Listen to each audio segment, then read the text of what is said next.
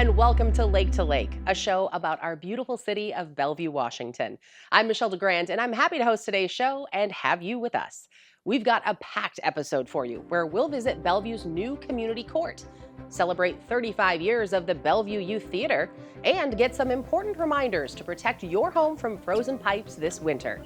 Plus, we'll continue our look at how transportation projects come to life in part 2 of our transportation series, and you'll learn about a new opportunity for residents to connect with city permitting experts. We begin with a closer look at Bellevue's Community Court, a program designed to serve justice while connecting court participants with the resources they need to get back on track. Community Court brings together judges, prosecutors, defense attorneys, and service providers to help participants address the issues that may have contributed to their offenses, such as housing, employment, or addiction. Since its launch earlier this year, the program has helped so many people make positive changes while reducing repeat offenses.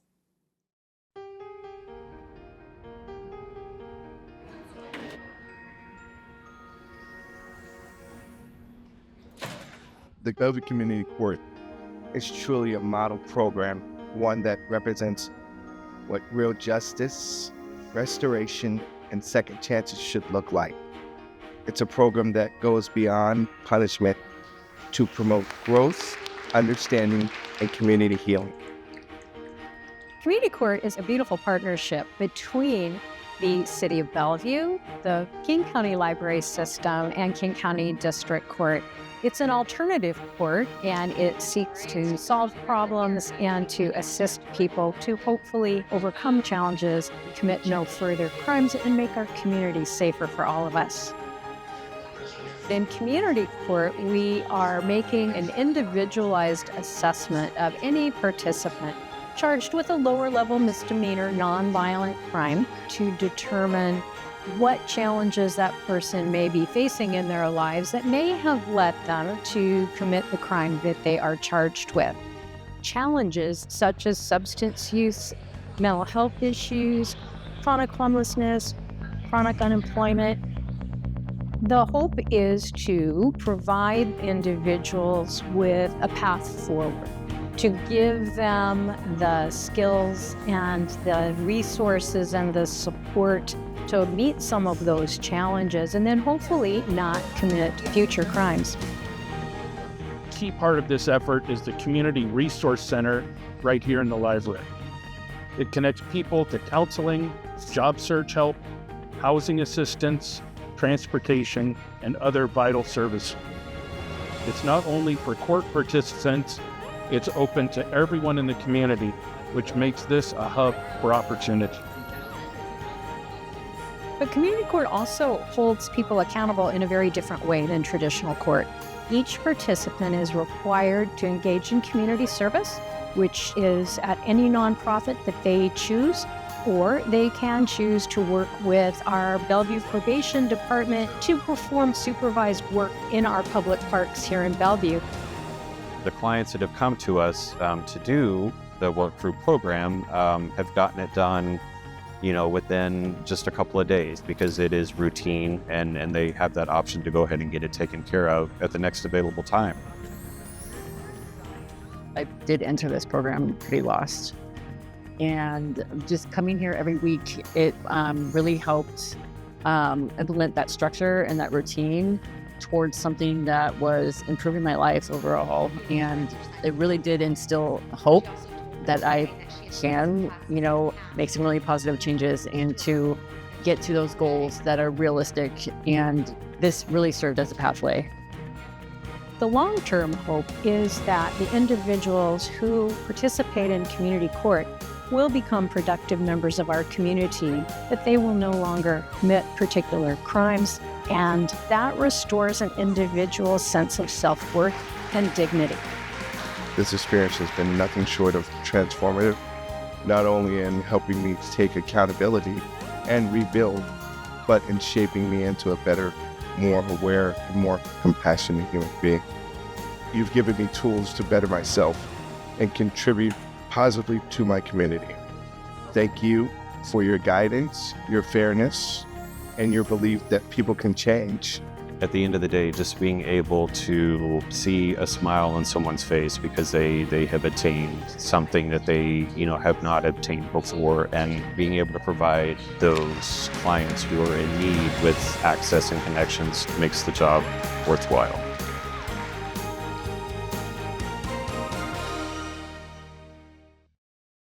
Wow, what an amazing program. And on its heels, we've got another amazing program to share with you. For 35 years, the Bellevue Youth Theatre has been inspiring creativity, confidence, and community through the performing arts. This milestone season celebrates the hundreds of young performers and volunteers who've helped make the theater a welcoming home for kids and teens of all abilities. From The Lion King Jr. to Frozen to original productions, each show highlights the power of teamwork and imagination. Take a look.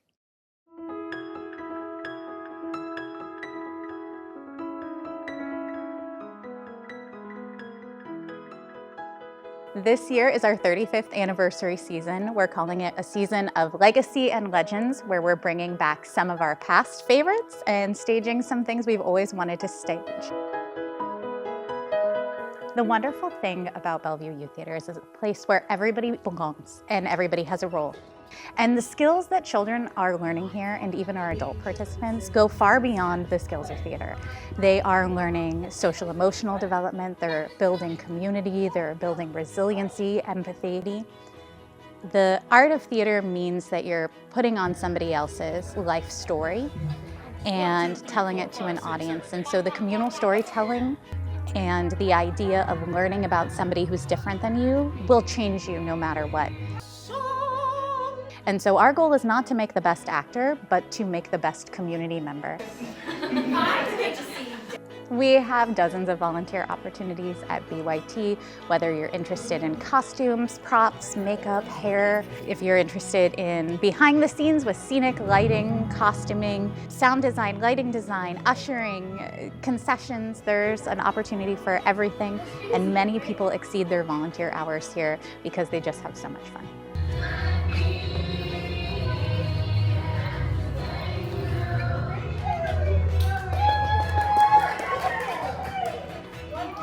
When we ask participants how has participating at BYT impacted you, and the two most common answers are, I'm more confident and I have more friends.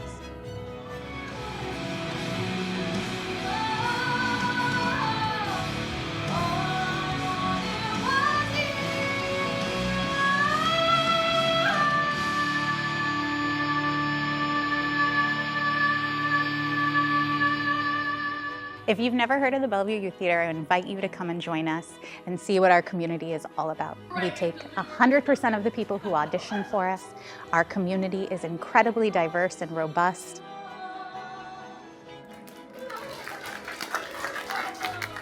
And because the city has invested so much into us, and because of the community support, we're able to offer all of our programming for free for Bellevue residents and low cost for non-residents. Subsequently, we put on beautiful shows that are fun for the whole family.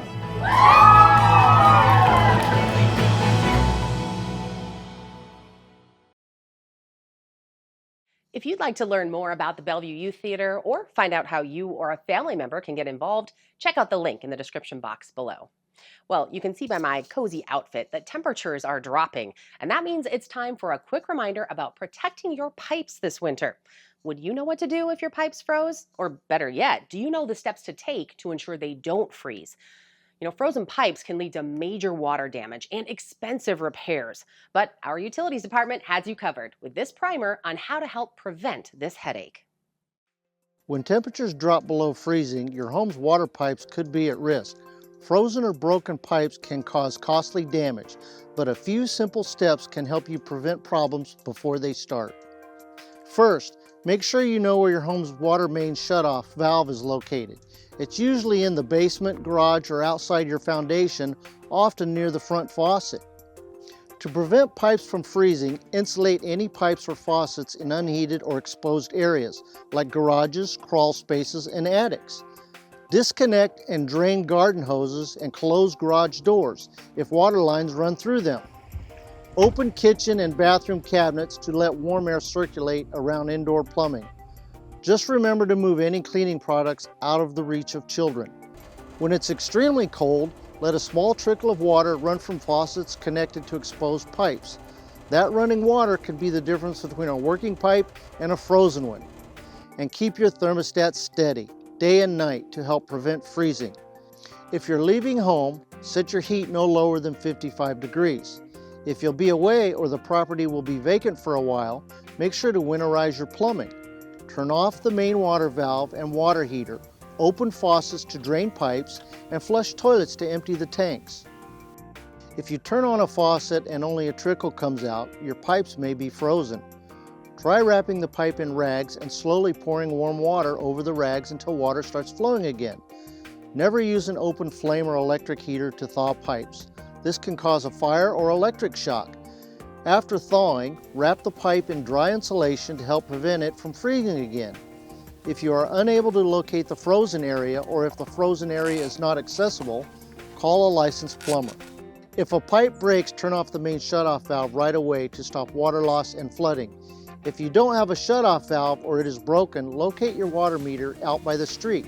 Then turn it off using a crescent wrench or valve key, turning it clockwise. If you think your water meter is frozen, contact Bellevue Utilities 24/7 at 425-452-7840. And if you have water features outside like hot tubs, fountains, or other things that you don't use during the winter, you should drain them and turn them off with the power. Taking a few minutes now to prepare your home can save you stress, money, and water during the cold season. Learn more about protecting your pipes at bellevuewa.gov/utilities. That's great. Thanks for the information, Kip. I learned something there. You know, last month we shared part 1 of our deep dive into how Bellevue develops and delivers its major transportation projects. In this month's follow-up, we take a look at what happens once the planning is done, including how the city works with contractors, ensures safety and accessibility, and keeps projects on schedule and within budget. Here's part 2 of our story on transportation project development and execution. Hi, I'm Anderson Galakis. I'm the Transportation Director for the City of Bellevue. In our last video, I explained how we plan for the future of Bellevue's transportation system and how new projects get selected and funded. In this video, we're going to talk about how we design and build transportation projects, as well as how we maintain all those streets, sidewalks, paths, traffic lights, and more. After a project is funded through the CIP, a project manager is assigned. To start, they'll determine the specifics of what the project will include, what the scope is. For example, we might be building sidewalks in a residential area, and while we're building the sidewalks, should we also repave the road? Do we need to add in landscaping or upgrade drainage? The project website is set up and the project will be added to the capital projects dashboard so the community can follow its progress. Depending on the type of project, the project manager may engage the local community to learn more what their needs and wants are and incorporate those into the initial design. This could include a survey to people who live in the area, an in-person or online open house, or virtual engagement through the Engaging Bellevue platform. Our project manager will work on designs based on this feedback. After preliminary designs are complete, a project update mailer is sent to nearby residents to keep them updated. Our projects are generally built by contractors, so once the design is complete, we'll go through a competitive bid process to select a construction company. Their work is overseen by a Transportation Department construction manager and one or more field inspectors, as well as contract administrators who oversee and coordinate contractual obligations, materials testers, who make sure materials used in the project meet quality assurance standards, and the Smart Mobility team, who manage temporary impacts to traffic signal operations. Together, this project team makes sure the work stays on budget and follows all relevant laws, specifications, and standards. They make sure we end up with a high-quality final product that will last. Before construction starts, a construction alert notice is mailed to nearby residents. This lets people know what we'll be doing, why we're doing it, and how the construction may impact them. Any directional or full road closures are also included in our weekly traffic advisories. We also coordinate with Sound Transit, King County Metro, our local school districts, and others to try to minimize delay and impacts to our community. Throughout construction, the contractor and city staff meet regularly to discuss how the work is going and address any issues that may come up. We know construction is often disruptive, so our goal is to minimize the impacts to our community and make sure you know what's happening. Transportation improvements in Bellevue may also be built by developers. These projects help improve our transportation network for the new residents and businesses that development often brings. Our development group reviews new building plans and often requires upgrades to our infrastructure, such as new sidewalks, bike lanes, and repaving. After these new streets, sidewalks, bike lanes, trails, traffic signals have been built, we also need to maintain and operate them. And this is where our maintenance and operations teams come in. They work to keep people moving safely and seamlessly through Bellevue. They also protect the public investment in transportation infrastructure by performing regular maintenance and cleaning, which helps increase the lifespan. We regularly sweep all streets across the city and clean sidewalks along main arterials once a year. You can help us by cleaning sidewalks next to your property, keeping vegetation trimmed back and out of the way, and clearing nearby storm drains to help prevent flooding. If you see something that needs to be fixed right away, like a tree blocking a roadway, large potholes, vegetation blocking sight lines, and tripping hazards, let us know. You can report issues through the My Bellevue app or by emailing onmsupport@bellevuewa.gov. And we're also available 24/7 by calling 425-452-6856. Thanks so much for watching. I hope you learned something new about how we plan for the future, build new transportation projects, and maintain Bellevue's transportation network. To learn more about what we do, visit bellevuewa.gov/transportation. And finally today, if you're thinking about remodeling or maybe even building a home, Bellevue's Residential Permitting Expo is the perfect place to start. The expo connects residents with experts from across city departments who can answer questions about building codes, inspections, energy efficiency, and more, all in one place. Whether you're adding a deck, upgrading your kitchen, or planning a new home entirely, the expo makes the process clearer and easier to navigate. Here's a look inside our recent expo that drew hundreds of people to City Hall.